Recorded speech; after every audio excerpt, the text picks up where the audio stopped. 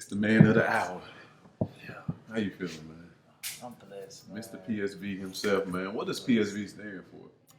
PSV stands for originally plus sign vibes, and then it Plus sign vibes. Yeah, plus sign vibes. Yes. Everything got to add up and feel good while you're doing it, and that's kind of the way I live my life. And it started as a affirmation, actually. Yeah.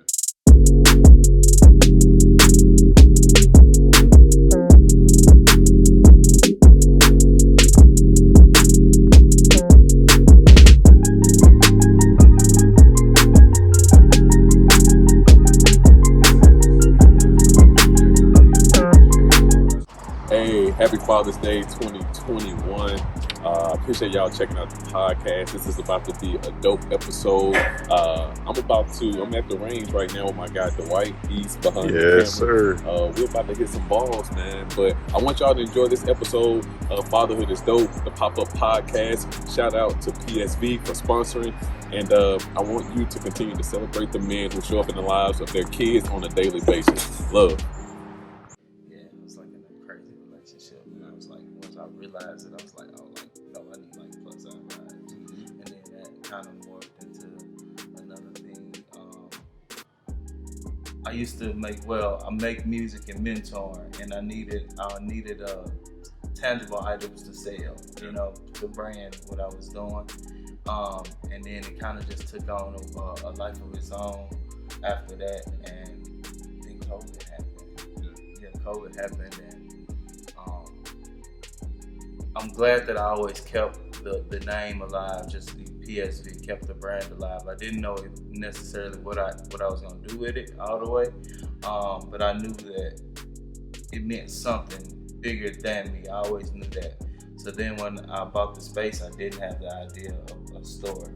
I just bought the space, and then I was like, I'll make a store.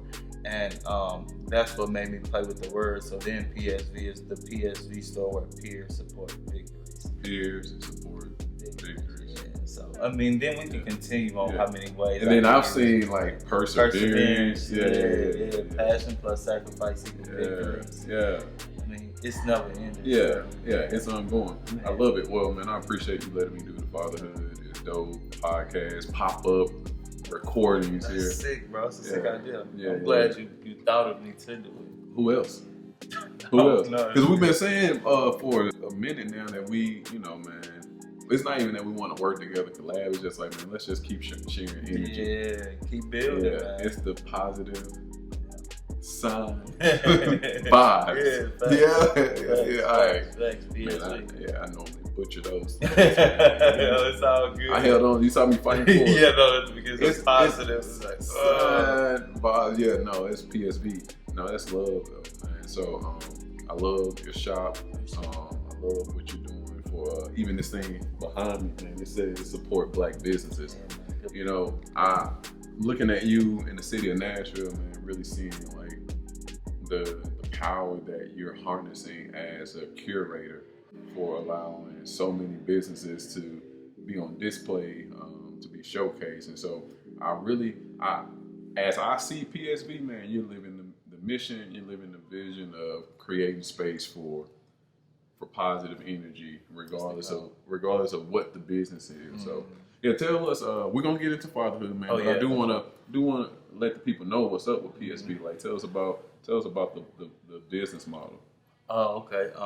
So the PSV Store. The reason why it's peer support victories because we give small businesses the opportunity to rent wall shelf space. They make 100% profit off of any products they sell on the shelf, and they get to host a 4-hour event inside of the store.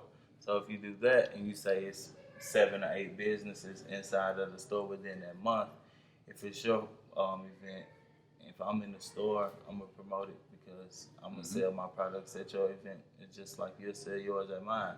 So then it becomes like Macy's, right? You go, your wife wants this particular jacket, and you take her with you, and y'all take 13 more steps, and she see a whole nother brand with some shoes to match. Yeah. So that's the concept. We want people to come in, just draw foot traffic, and then once you get in, just shop around and see what else you can buy, and just like you said, helping Black businesses, and we're just supporting each other in the process, So That's pretty much the context of the store, what it consists of, and how it's run off of. Yeah. That's love, man. It's so interesting because like you see this type of business models, like where you, I know you told us about the name, but like was the business always percolating? Like did you know you wanted to have a business? Did you know you wanted it to like have this community model, regardless of what the name was going to be? Honestly, I didn't do it with the intention of what it grew into. I'm a middle child, so like I naturally share. Nothing was ever mine, right? Like the bag of chips was ours, or the pants were ours. You know, after I had to wear them, I had to pass them down. Facts. When they was, I don't know that. I don't know that struggle because I kind of got a lot of stuff first. And my uncles may have given me something seasonal that they were, but yeah. Right. So I think naturally, is how the business model came about, where helping people. It wasn't just I didn't do it. I didn't say PSV or think PSV initially. From this standpoint, I always knew I wanted to see PSV on the storefront though, and I thought that would be driven by like me doing mentoring, kind of like the Boys and Girls Club model. But this, I feel like this gives me the opportunity to do that. But I can do it for kids as well, so I can teach them how to become entrepreneurs, and then give them the opportunity to exist inside of a storefront. So not this concept, but I always knew that it would be somewhere big for sure.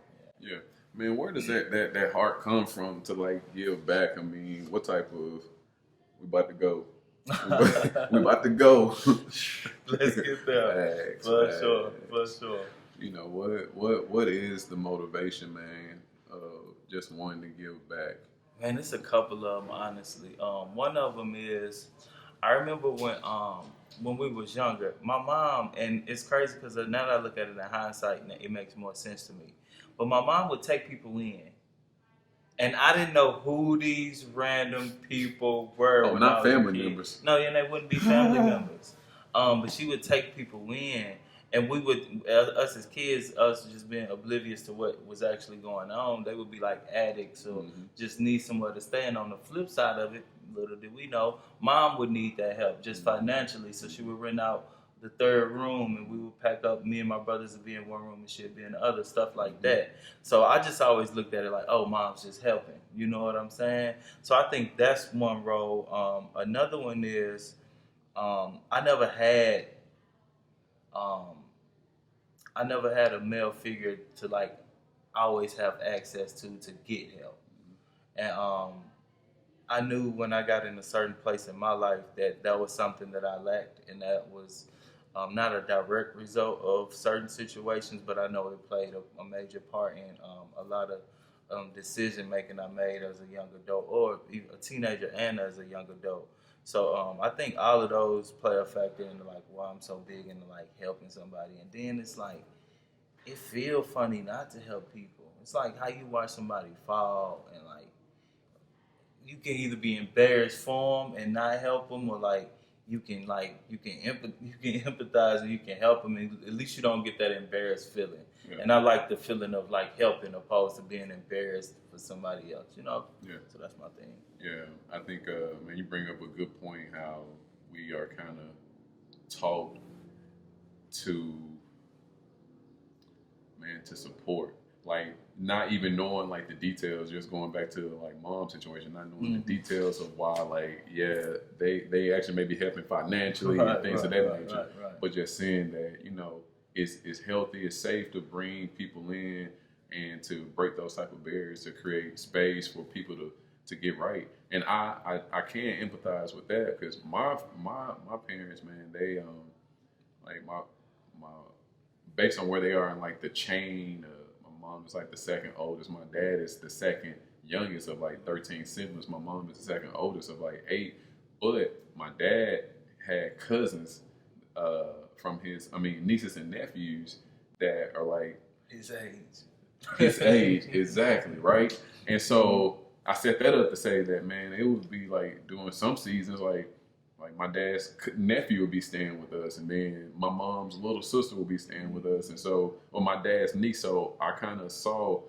us bringing in different people and stuff, and so for me, naturally, like if my family needed like that extra resource or even to stay, I'm like, you know something. I mean, it's probably it's gonna be an inconvenience in some regard, Right, but it's right. like, you know, that's what you do. So kind of being conditioned to do that, man.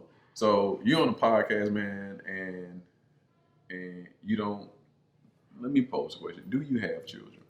No, sir. You know, I'm about to say, because I said you don't. I'm like, I don't know. I really don't know. So, Nah, man, do you no have kids? No kids. No kids. Yeah, It's not yet anyway. Soon, someday. Yeah. So there's the desire to have kids, man. Yeah, for sure. Now I'm more comfortable. At this point in my life, for sure, yeah, I'm more comfortable in life. But what gives you that I'm more comfortable mindset? The certainty that I have in myself now, my leadership skills. Mm-hmm. I think anytime prior to now, it was a lack of trust with myself, right? Just to be completely transparent. But now I'm very determined on like who I am, where I'm going, and like my position in other people's lives. So if I was to have a child now, I think I would, and who am I to even know because I don't have a child, right? But I think I would understand my role now. I would understand my position. You know what I mean? So there's definitely a desire. So it'll happen when it's time, though. Yeah. I got a dog. That's a lesson within itself. Let's talk about being a pet dad. Yes, it's not as. Tell me, because I don't know. So I grew up with dogs, but I have no desire where I am in life now. It could be because I don't have much yard, or it could be because the way my house set up. But I don't have the desire for a dog because I feel like you got to take care of a dog harder sometimes. You got to take care. At least my daughter, I don't have to walk her every day. You know what I'm saying? It's like she gonna eat when I eat. But anyway, let's talk. It's different though. Yeah, talk to me. It's different, man. It's I tell people it's like birth control, like for real, because it's like right now, at some point I gotta make sure my dog goes out. Mm-hmm. You know what I mean? So it gives me a sense of responsibility.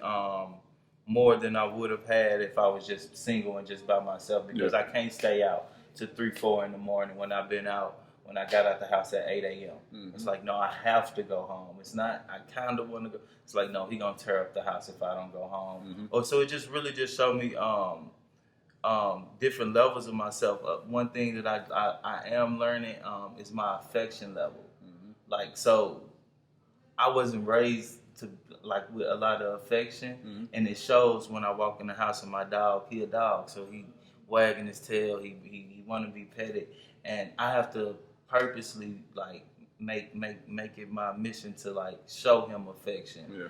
And it's like, oh, and then that makes me think about like what kind of dad would I be? You know what I mean? Like when I go home and my child run up to me, because I got friends who I'm watching them like, man, Father's Day coming up, and I got to be like the cameraman and stuff, and they make me so bad. Like, hey, bro, man, man, you deserve to get in them pictures too. Yeah, I think so, right? But I'll take them right now, but it lets me know. Is there like a pet parent day, man? I know it's like National Dog Day, but it seemed like it come around a couple times a year, so I think somebody lying. Okay. Yeah, I think somebody when lying. That comes up, hit me up, bro. I'll be your shooter. I'll be your shooter, yeah, I'll be your shooter, bro. Some little support, some little pet parent support. Yeah. But yeah, so that's what I it's the closest thing I can equate it to. But as I'm getting older and I'm watching my friends like they're like actual fathers, like fatherless. They were fatherless, but they're actual fathers. It lets me know that that's something that I definitely want to do. Like that's like ultimate goals. It's your legacy. You know what I mean? You can pass it along. Yeah. Is that a qualifier for you when you say they were fatherless and they're actually fathers? Yeah. I mean, it's just really motivation to see that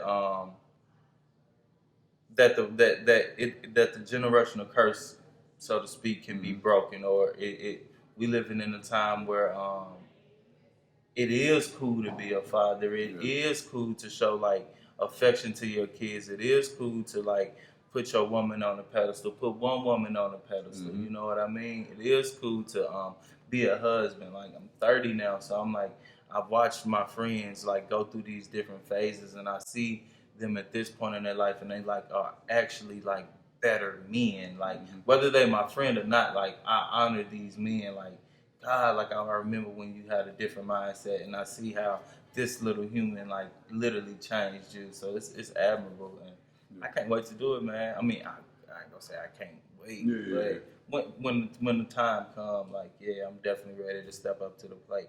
And then it's like I look at it and I think about who gonna take care of me. Yeah. You know what I'm saying? Hey, because my daughter's 4 and I be whispering in her ear all the time. I'm doing right by her because she interning right now, right? You feel me? Yeah, for sure. I want her to have fun memories and why she should be when if I get into the state. How old were you when you became 30. a father? But I guess that put in perspective. But do you feel like looking at her in the Hey, I'm about to flip you. You got one more question. You got one more question. Because when I do, I'm calling you Aaron. Look, man, Exactly. I'm calling you. So I'm this preparation. Like, what is the biggest lesson that you continue to learn in like being a father? Like that you never can like fully learn. It just keeps. Man, that they continue to unfold and develop. So just as soon as you get comfortable with them, and once they don't move on, because honestly, like right now, I'm like tripping because she's like being somebody new. It's like it's all in the details. It's all like nuance and just like the assertiveness and the like understanding all these different ranges of emotions and acting them out in real time. Like it looks like authentic. It's really just like a small human, just a really short human who doesn't necessarily know how money completely works and can't go grocery shopping and can't cook nothing, but they know they want to eat. but relationally is like fully there. So I think the biggest thing is that they're forever unfolding, man. Yeah. Does that make you unfold? Do you continue to unfold? Yeah. So that means that I have to show up in, I guess, new forms of myself too. So it's like, well, because if you try to be your old self and they being somebody new, it's like, well, that's not gonna really work. Right. Or you're just gonna miss out. You're just gonna miss out, or things gonna become rigid, or they'll be their new selves to somebody else, and not you. That makes sense. That makes sense. Respect. Fatherhood Awareness Month is here. Man, is there a male figure, father figure that you celebrate? Wow. That's an amazing question, bro. Boy, I be looking for my Oprah moments. No, for real, brother. I've never had that opportunity, to be honest. Never had that. Wouldn't even know how to celebrate a male figure, to be completely honest. Would love to, honestly. I need to. I know I'm at a point now where like I need that male figure where I can understand like I'm still subordinate to a man. You know what I mean? No, but that just triggered me to definitely want to go do my due diligence and go find my pops and make him feel special for sure. So that's the goal. Yeah. Thank you for that. Thank you for that. I need you to find your pops, man. Yeah, I'm looking for him. God always bring him back around at the right time, though. Yeah. But you really tapped on something. I'm not gonna go too far in it, but when you use the word subordinate, but I think it's around leadership. It's around sonship. You know what I'm saying? Like, I just had a philosophy that regardless of who your father is, like, identity is still established through your father. You know what I mean? Mm-hmm. And regardless of like their choices, their path, a lot of people grab onto their dad's coattail if their dad like successful and has a clean record. And by clean record, I just mean like you know, they did the right things or the textbook or commercial things. Right. And it's like, yeah, so yeah, man, I want to be just like my dad or this and that. But it's like, oh, but I think that the dad who falls short deserves to be honored as well. You know what I'm saying? Because I think so many lessons in there too, man. Exactly. So there's lessons that you can learn, whether they were from the affirmative thing that they did or the not so positive thing that they did. So yeah, man, go on down and find them. When you do, tell them I said what's up. Oh yeah, for sure. I got you. For sure. Hey, but I can pose this question to you too. Why is fatherhood dope? Fatherhood is dope because we need male figures. I think any great boy becomes a great man by seeing, studying, and learning from a great man. Mm-hmm. Simple as that, for real.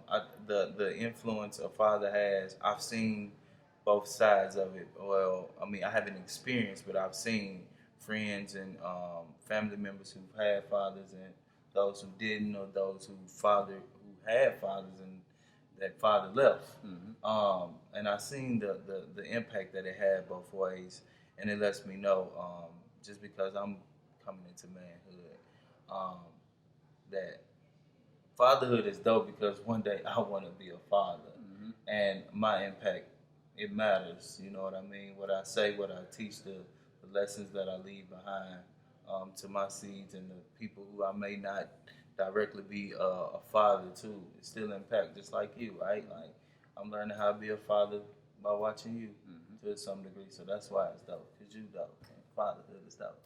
My God. Hey, and we getting it out the mud too, man. Getting it straight out the mud. Terrance Simpson, Mr. PSV himself. Yeah, for sure, man. I appreciate you hosting us for the Fatherhood is Dope podcast pop-up series. This was just a phone call away. Genius, man. You know what I mean? He said, "Oh, the shop is yours. The store is yours." Anytime, man. Yeah, I appreciate the love, man. We're gonna do it again. Y'all make sure y'all tap in with the PSV store on IG, online. We at 100 Taylor Street right here in Nashville. He's making moves. It's just the beginning. The vision is grand. Yeah. I'm calling him. You're gonna be the grand curator, bro. The grand curator. Yeah, you're gonna be. I like the sound of that. Yeah, you're gonna be bringing folks together for decades to come, man. So yeah, positive plus vibes. He killing me. He killing me. Plus sign vibes. Plus sign The PSV store where peers support victories. Passion plus sacrifice equal victories every day. PSV. Let's go, man. Appreciate y'all. Peace. Love you, bro. I love you too. Yeah. Yes, sir. You're amazing, man. This is an amazing man. This is an amazing man. Let's go. It's gonna be dope.